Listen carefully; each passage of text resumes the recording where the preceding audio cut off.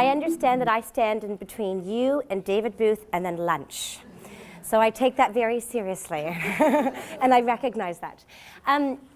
I guess I've done, Student-Driven Learning is one of the books that I wrote, and then I also wrote before that Literacy Smarts that focuses on the interactive whiteboard. But both of them have a really similar focus. And for me, my passion is trying to get the students involved in their learning as much as possible, trying to hand over the classroom to the kids so that they're empowered, inspired, and motivated to learn.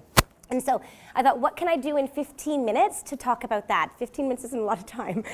And so I thought I'd focus on one aspect of the classroom, and that's attendance, something we all have to do every day, and how you can sort of take it, twist it, play with it, and make it so that it goes into your students' hands, empowers them, engages them, embeds that critical literacy aspect that Lisa talks about, gives me that social emotional time with my kids, and all in about 15 minutes. Wow.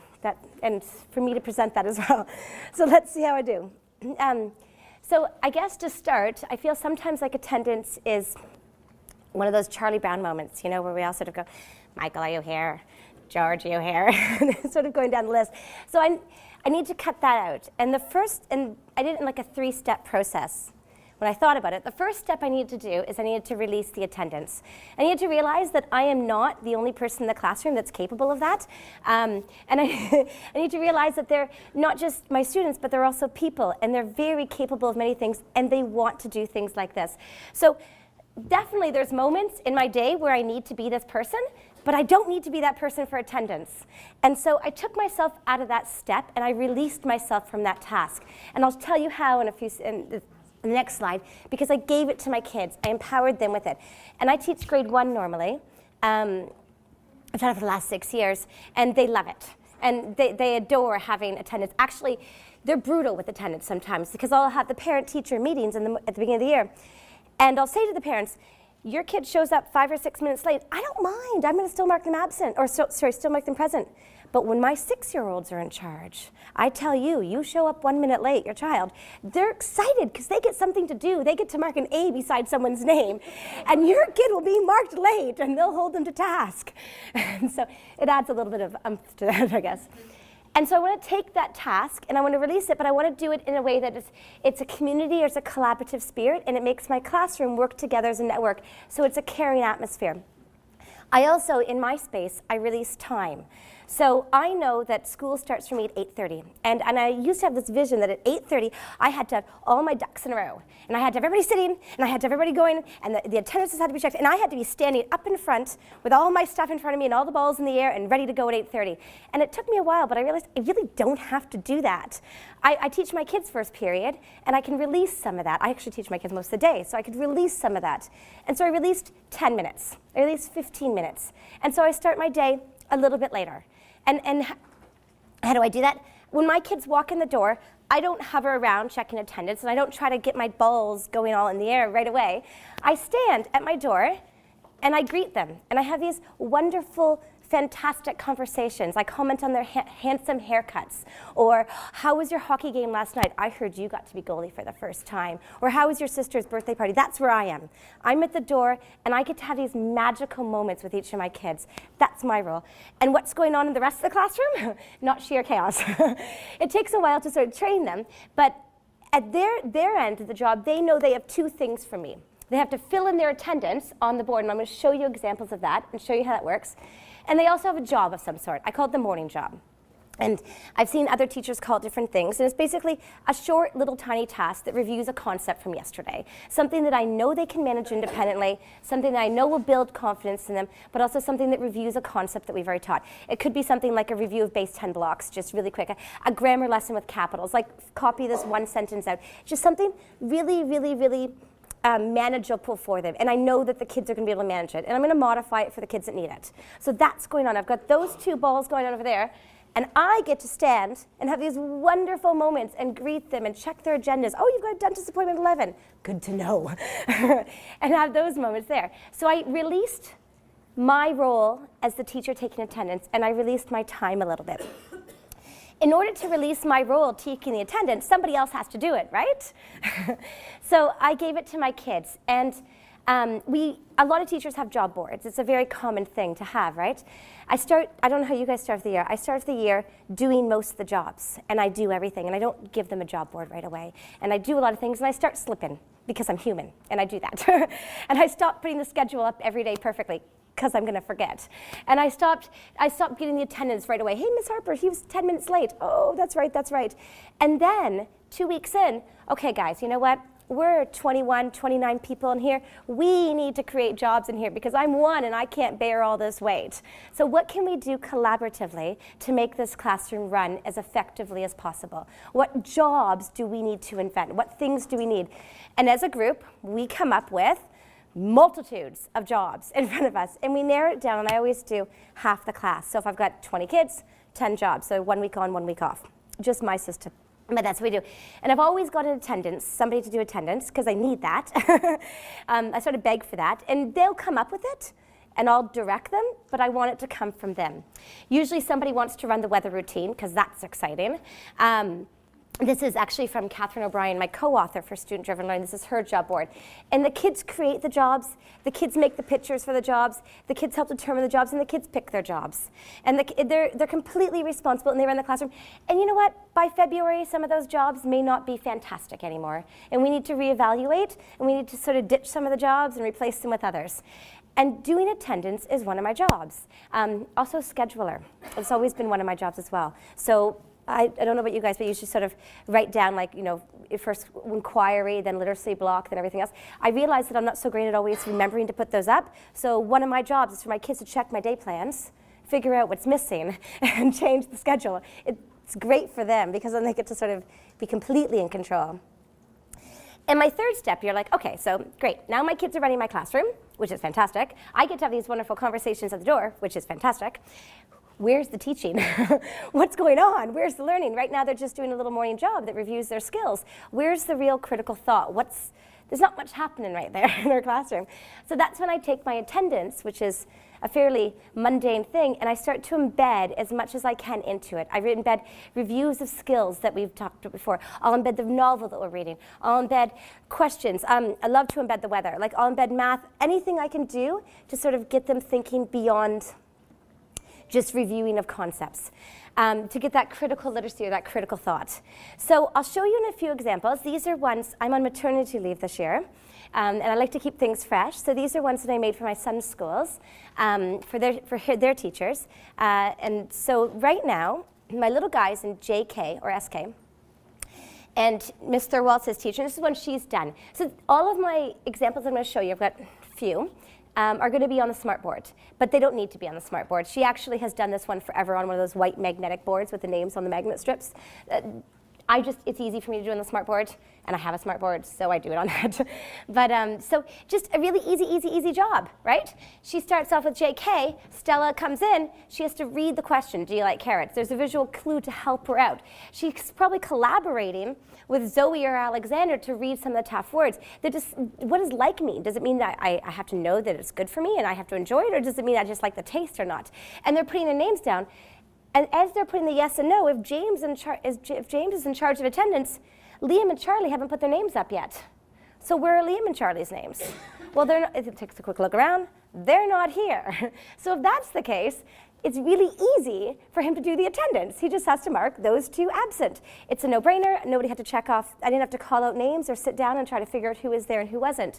And it makes it really easy for an SK class.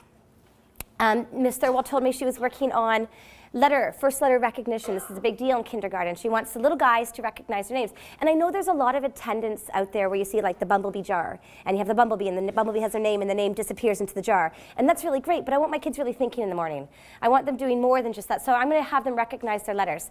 Maybe Isabella, and Isabella's going to put her name up on the I, and if she doesn't, she puts in the J instead. I've got some really great feedback. I know where to go with her next. I can take a glance while I'm at the door at the smartboard, and I can see who's got this down and who needs a little bit of a review just for my attendance in the morning. They can have conversations. It's a casual atmosphere. No one's forced or on the spot or confused. Quentin can easily go up to Sophie and say, I don't remember Which sound makes the kwa, kwa? And they can have that conversation, they can help each other out, and they can learn together. And it's just attendance, that's all it is, but it's a way to embed that next level of thinking. So my other little guy is in grade 3, 2-3. He's in actually grade 2.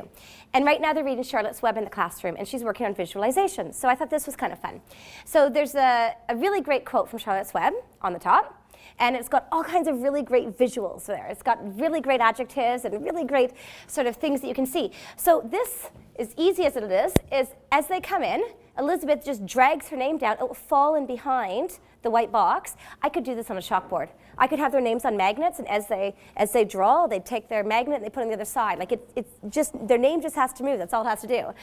And they draw a picture. But then when I pull my kids to the carpet after those 8 to 10 minutes, and I've had my magical morning. I've connected with my guys. I've got to say hello to everyone, and I've got to have that moment. And as my guys have thought, they've reviewed their visualization, they've read something, they've talked, they've had this moment, they've done their little morning review task, and they got to draw a picture for Charlotte's Web. And then we get to sit down on the carpet, instead of going, all right, guys, let's read the morning message, we get to look and say, so, is that exactly how you visualized it? What would you do differently? How would you change it? How would you modify this? Is there something we're missing in this picture? How would you make it more meaningful? Did you visualize Wilbur in this, or can you move it somewhere? And it allows them to work on the visualization. What sense is missing? I can't smell it, but I can see it. Is that powerful? How does that change our perspective? And so that's one of them. This is another one of my very favorites, and this is very easy to do on a chalkboard. Draw a line. Put strongly agree on one side, strongly disagree on the other, agree and disagree. This is the handout that I've put in your package. It's just games like this, and just using these games for attendance. And so my little guys, or these little guys, will come in, and they'll think Templeton is mean. Wow, that's a pretty loaded phrase. And what does mean mean? What's the criteria for mean? How do we define mean? Where are we going with that? And so maybe Cleo says, you know what, I think in my head, I picture mean like this. I disagree. Templeton is not mean. He's more complex than that. Ella's like, no way, man. Strongly agree. He's really mean. And so they've got to recall the text from yesterday. They've got to think critically about Templeton. They've got to wonder about what the word mean means, and they've got to try to define that in their own space, and they've got to have conversations. Maybe they're conversing with the people around them. Maybe they feel like they know already. Maybe they're hesitating and pulling back. This is an awesome conversation with me now. I've had my morning at the morning, my moment in the morning. I've connected with them. I've had this wonderful, magical time. They've done their little review task, and now we get to engage in this wonderful, critical discussion first thing in the morning. I get to sit on the carpet with them and say, okay, you know what? I want all my agrees on this side and all my disagrees on this side. And I want you to sit as a group and justify your perspective. Fantastic. Now share. Okay, you know what? I can see what you mean. What does mean mean? Should we define mean? Should we make a critical list? How would you give that? How would you define that in your world?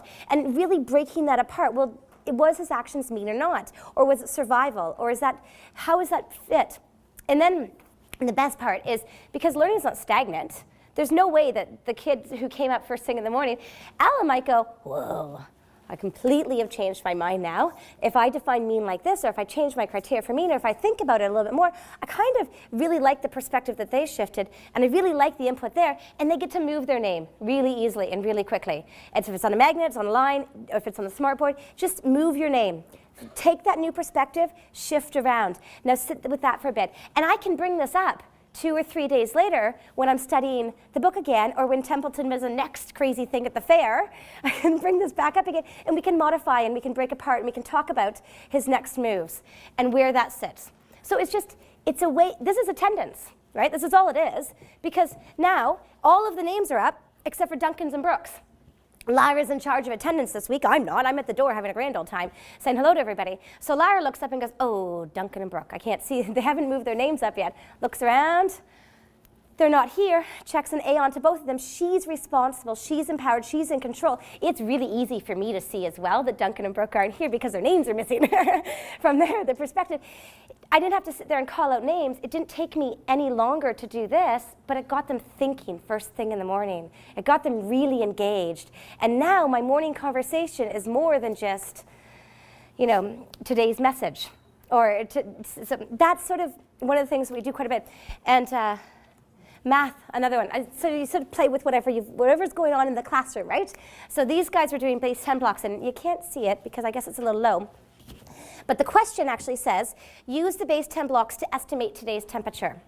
And so the kids are going to come in, and they're going to sort of, and I love temperature. I always do temperature every morning with my kids, because the one thing I can't stand is, and I love my kids so much, is when they're 6 and 7 years old, and they come to me, and they go, Miss Harper, do we have to wear a coat for recess? And I'm like, oh, love you, sweetheart. You need to think about that, because I can't be the one that always decides those things for you. You need to critically think about if that's a good idea or not. You need to have that base of knowledge. You need to know what 10 degrees feels like. You need to know what 20 degrees feels like. And so I teach it, and we do it. We run outside when it's 0 and feel the frost. And we come back in again. And we have those moments because at the beginning of the year, somewhere in September and October, the kids decide. They say, you know what, Miss Harper, we've decided, it's been different every year, but usually around 19, 18, 17 degrees, that's the no coat line. And if it's warmer than this, we as a class have decided that we don't have to wear coats. And if it's colder than this, we as a class has decided that we do have to wear coats.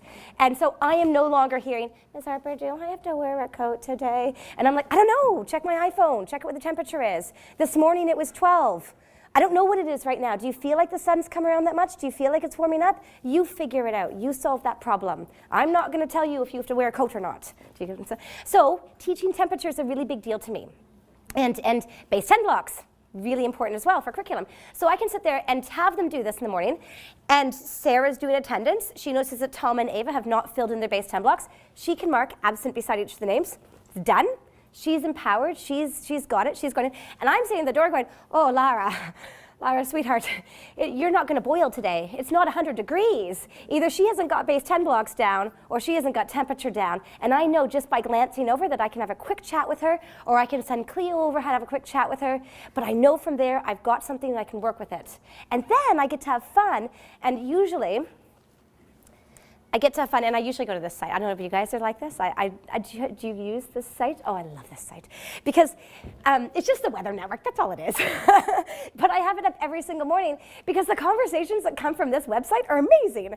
And the kids, right now, my grade ones, okay, click where are we in Toronto? Where's Toronto on this map? And they do it every day. I assure you that within 2 weeks, all of them know where we are in the map of Canada.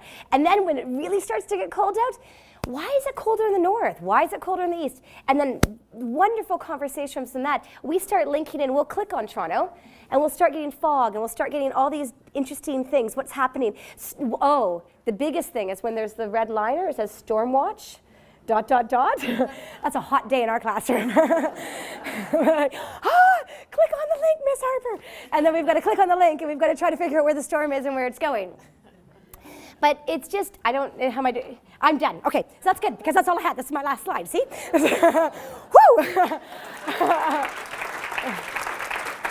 Thank you.